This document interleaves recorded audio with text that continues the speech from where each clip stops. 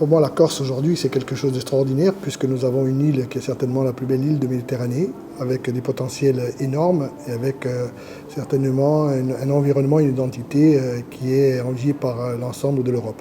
Alors pour moi, ce qui manque aujourd'hui à la Corse, c'est une véritable stratégie de développement.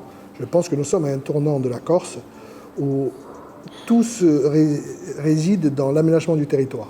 C'est-à-dire qu'aujourd'hui, si on veut que la Corse se développe, c'est choisir quel est le moteur économique qu'on a envie de mettre dans la machine, savoir réellement si le tourisme fait partie de cette définition, si véritablement nous avons envie que ça soit notre économie. Bien sûr, elle ne pourra pas être seule, mais c'est celui qui devrait nous drainer tirer vers l'avant. Et bien sûr, l'agriculture viendrait immédiatement s'enclencher derrière avec les productions identitaires et à fort potentiel de valorisation. L'avenir de l'agriculture passe obligatoirement par une structuration des filières de façon parfaite. Je pense que le meilleur exemple que nous avons aujourd'hui, c'est le vin. Il a su véritablement utiliser l'identité de la Corse, se différencier au niveau des marchés internationaux ou nationaux. Il a su véritablement utiliser notre environnement, à se protéger. Et donc aujourd'hui, la Corse a réussi à se faire une place au niveau du vin. Et je pense que les autres filières devraient s'en inspirer et véritablement certifier les produits, les valoriser et permettre d'avoir souvent, comme l'a été la viticulture, à une ou deux vitesses, parce qu'une seule vitesse ne suffira pas. Aujourd'hui, tout le monde vous dit qu'en Corse, on a un vrai problème de foncier.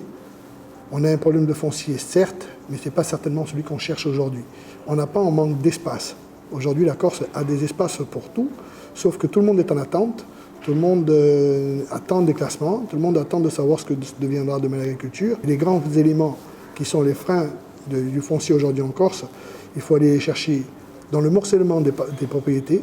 La difficulté qu'on a aujourd'hui, c'est dans la mobilisation. Comment mobiliser ce foncier qui permet d'avoir des étendues suffisantes pour installer des activités, qu'elles soient agricoles ou d'industrie ou touristiques, mais avoir de véritables espaces capables de consentir l'économie de la Corse.